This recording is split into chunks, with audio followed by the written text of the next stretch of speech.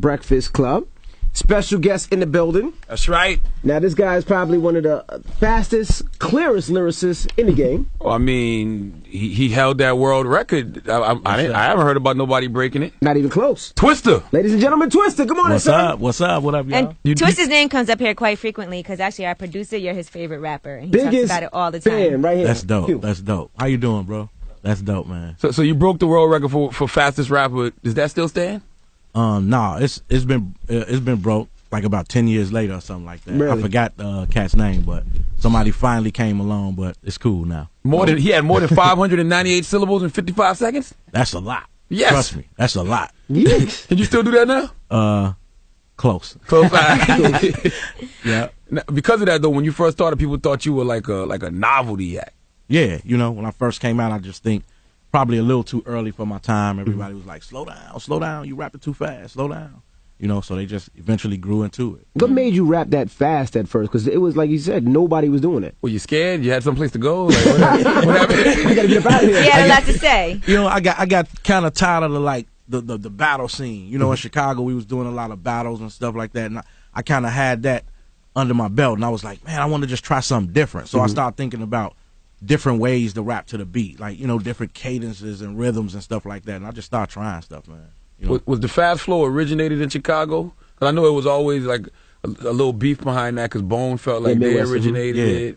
I think it was a little bit of everywhere, because you have, even though you had Bone, you still had people like Jay with the Originators joint, Das Effects. Biggie. Das Effects. You had Poor Righteous Teachers. You had different people that, to me, in their own way, helped pioneer the style. Gotcha. JJ Fad. Yeah, for real. Did you and Bone get through y'all little situation? Because y'all had beef at one point. They was making diss records saying you took their style and.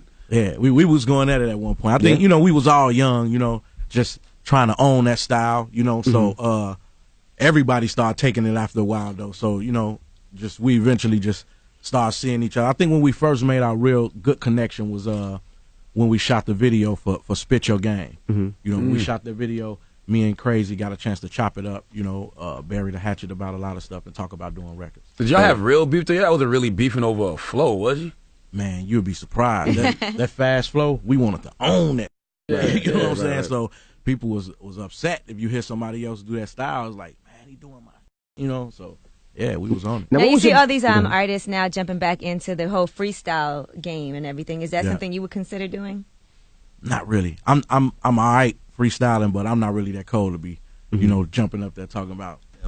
No, I gotta keep it in the studio. But you can rap so fast, they wouldn't even understand what you're saying. And you had long as you had the line. That's a hard style to freestyle though. Like a lot of times people ask me to freestyle like that. I'm like, do you realize that's something you gotta kind of put on paper or plan out a little bit. How long does it take you to write a song with all those? And how do you write? Do you write fast in your mind, like in your mind, like when you're writing? It's kind of, sometimes like I do think of lyrics like that because I've been doing it so long, but for me it's always different. Sometimes I might get the beat and depending on my mood it might take me a whole day to write a song and I might write it down line for line.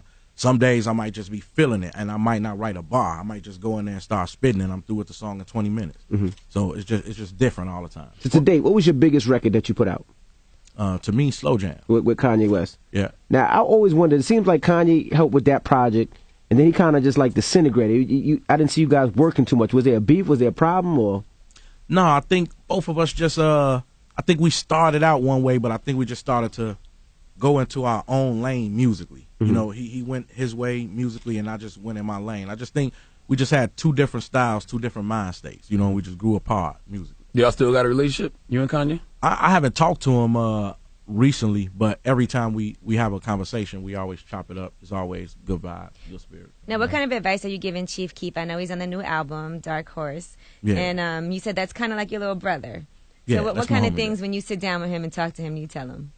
I don't really try to school him. A lot of these cats, they into what they into, and they they feeling themselves. So I think what I try to do is just show that positive energy and lead by example. When I come around and they catch my vibe, they be like, man, T's still here. He been doing it all this time. He don't act like this or do this. He just be turned up having fun, doing this thing. So I think, I try to lead by example in that way. And I think they do pay attention to it. Do they respect you, or is it like, they go to old head? No, they respect me. You know, every once in a while somebody will ask me a question, you know. So somebody say, man, T, what was it like when woo or this and that? You know, he might ask me a question and I'll tell him and he'll just be tripping on it. What was it like when people was using CDs? What was it like knowing Tupac? Is that a question Chief Keef might ask? Nah, people ask me that though. I did actually meet him. It was cool. That was cool right there. He had a juice sweater on too. You know? Did he know you at the time? Not that time. When I met him the second time, he knew me. He was like, man, when I come out to Chicago, we gonna chop it up. It was a show I did with Digital Underground, you know, and he was there. So that was cool. Do you still live in Chicago?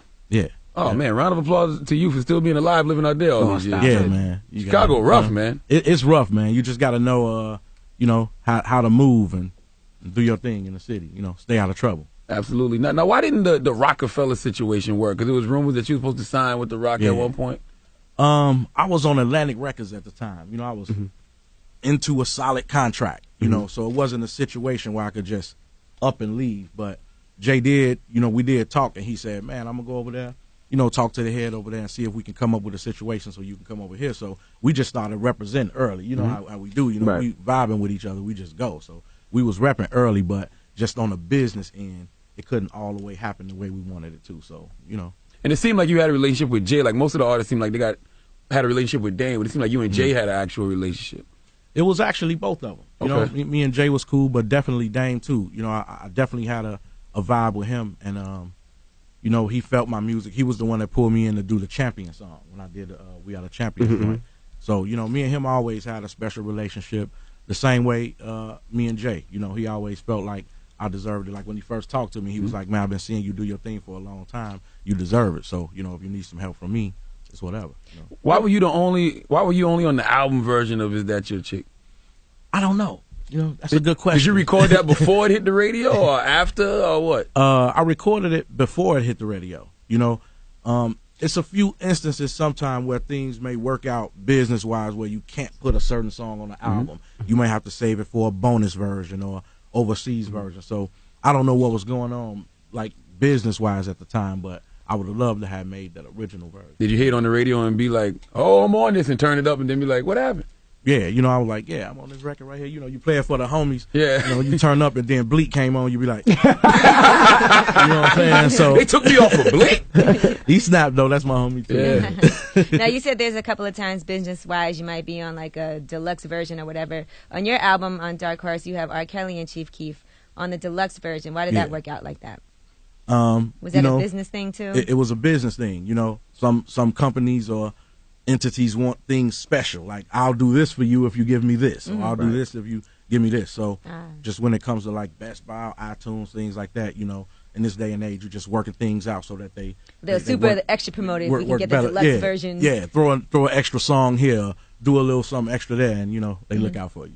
Do you remember the point in your career when people started respecting you for your lyrics and got past the fast flow? Because I remember even Tretch from Naughty by Nature was saying that you was a gimmick. Yeah. You know? You know, I was pissed. That time I was pissed. You did a diss record, The Suicide. Man. You remember that too? You know, I was mad because I was a fan. You know, so I'm sitting up. I remember I'm in L.A. I had got the new album and I'm listening to it. Like, well, you can tongue twist your ass back to Chicago. I'm like, whoa. You know, so I was hurt. I'm pissed. I'm like, man, sometimes brothers don't be knowing how much of a fan you are of them. So, you know, me being young, we started doing diss records, you know. So the funniest part about that story was we ended up having to take like a big picture with all the artists for the Double XL, and all the rappers was in Harlem or whatever, and we chilling. Here come Tretch walking past, like, yep, y'all back in my neighborhood now. You know what I'm saying? So we all standing there, you know, just talking about the whole situation. So it wasn't a beef when y'all saw each other? No, not by that crazy time. Now. Not by that time. Tretch is definitely crazy. Yeah. Back then, you know, when he came, you know, to Chicago and we were sitting down chopping it up, he looked like he was crazy then, like he was finna test something up. But you know, once we saw him later, he was cool. But do you remember the point when people started respecting you as a lyricist, when you started having people say, yo, you dope lyrically? Yeah, I think it's different times, but maybe around the time when I did the Is This the End joint, P. Diddy, people start really paying attention. At least it means you're on the radar, though, if people are saying stuff about you. Yeah. I guess. Yeah, they always got something to say, you know. You this or you that. But what happened with you in Atlantic Records? It just ran its course, man. I was on Atlantic for like 10 years, you know. And then I think the the industry started to change. You know, music started to come out a different way. The internet, you know, so deals had to be worked different. So I could have possibly like stayed with Atlantic and just went through their independent situation, but I just really didn't want to do that. You know, I just wanted a clean break. You know, they was cool with it. So we just, you know, went our separate ways, and I did my independent thing. Do you miss the major label, the big promotions, the big videos, the big radio pushes, or not really? Sometimes, you know, it's a little bit of both. You know, you enjoy your freedom, being able to move and record how you want to and playing your album out the way you want to. But at the same time, every once in a while, you'll be like, damn, if I was on Atlantic, man.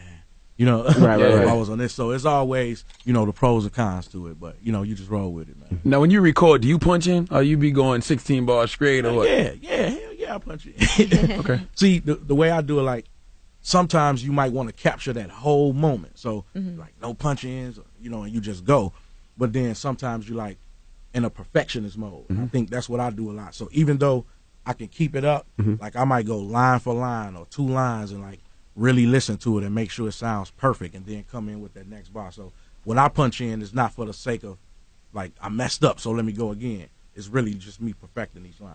Did you always rap like that, even from the beginning? No, slow. You know, I was, you know, just spitting it slow, you know. He's looking uncomfortable and moving slow. That style wasn't out yet. I do be uncomfortable rapping slow sometimes. Every time I try to do a slow flow, I'm like, damn, who can't You said rap? Diddy told you should rhyme a little slower sometimes. Yeah. What the hell Diddy can tell somebody about rapping? He really, like, the thing he told me that to me that made Is This the End so dope was he told me to write it like a movie. Like, you know, he said straight off top, he was like, man, don't think of this like no regular rap. He's like, think of the video, think of a movie. So when I'm writing that song, the whole time I was writing it, eyes closed, just in the zone. And then Jay, when he heard it, and then I think I saw them somewhere together, and he was looking at me, he was like, man, you was high when you wrote that, wasn't you? I was real high. I wonder how much water you drink. Like, when I think about you in the booth spitting fast, man, I gotta have that water. But you also said that Diddy said people want to be able to sing along to the lyrics, and sometimes you're like, okay, that makes sense. Yeah, you know. Yeah, that's to me advice taken from a person that knows how to make a hit. You know, a lot of times me doing what I do will get so caught up in my style that I forget that sometimes people don't just want to be marveled about, oh, what is he saying? They want to actually go along, sing and rap to it, right? So, you know, I'll slow it down on purpose every once. Well, we're gonna make you spit today, so I want you to remember some raps in a little bit. So I want you to spit a little bit today, boss. Is it true that you had an album called Resurrection, or Common had an album called Resurrection? Yeah. So the label decided just to release yours locally, like Common threw a block in there somehow, or the label did or something. No, it really didn't. It was just a coincidence of 2 titles. Like, okay. We didn't really. Like when I released that album, that was something I was doing independently after I had first got on Loud Records. Got you. Yeah, so we did the Loud Records thing. Then when I came back again, it was the Resurrection, and we just. So it wasn't no major label thing like, hey, no, we got an album called Resurrection coming out. Y'all got to shelf that or something. Nope. Okay. Yeah, that was a crazy coincidence right there. Do you think that with the artists in Chicago, with the rappers in Chicago, is it unified or is it really competitive with each other? I think it's competitive, like maybe under, like, you know, in their chest they might be a little competitive with each other, but what I see is like so many of them, like they always with each other or doing songs together. So to me, it's a more of a together vibe. Like they all rock out like together a lot in the city, you know, especially the artists. You think Kamikaze was your best work, or do you just think it was the most critically, I mean, what's the word? Not critical, commercial success? I would say it was the most commercial. Gotcha. Yeah, it got the most, you know, that was just like, I would say like a peak point of my career right there where people really got to see what I do, you know. What do you think your best work was? That's hard to say. I like Adrenaline Rush, me personally. That's my favorite album I did because it was pure. You know, I was like untainted by the industry. We were just in the hood. I was just writing straight from the heart. It was nothing like I was trying to achieve. It was just me being me, you know. So I think that was my best work. So Kamikaze was the more industry album. I was thinking a little bit, you know. I was paying attention to the fact he was that making I had radio to come records, with records something. that could go here, records there. Right. Yeah, you know, you're paying attention to what A&Rs are talking about and that type of stuff. So, you know, but if you're dope enough, you know, you're able to kind of satisfy them and yourself at the same time. Right. You know. So why would you say you feel like a dark horse, that you would call this album Dark Horse? I just like the title first, you know, being a Sagittarius, the word horse, you know, I was like, man, this sounds like a cold word. Then I'm just reading about it, and I think the first place I read it was used in reference to one of the Beatles being the main writer for the group. And I forget his name now, but he was like the most responsible for their hits. And they called him the dark horse of the group. And I'm like, man, that's how I feel in the industry sometimes, like a dark horse, a person that you least expect to kill it, and then when you see it, it's like, damn, I didn't know it was going to be Twista was going to be the one that... You forgot one of the names of the Beatles? You know? Yeah, man. John Lennon, Ringo Starr, Paul McCartney. I don't know the fourth one. George Harrison. Oh, it's probably him. George Harrison. George Harrison. Yeah, it probably was him. That probably was him. Did you write any verses to Katy Perry's Dark Horse when it was up? No, all the homies kept telling me to jump on it though. They was like, you should jump on that. You should put a verse on that. I should have. Now, can we hear you spit, sir? We're gonna see if you still got it, man. We'll see if that fast flow slows down as you become an OG out here. I don't be remembering them. Man. I style it with the Calic glory. Others got invalid stories. All these other rappers bore me.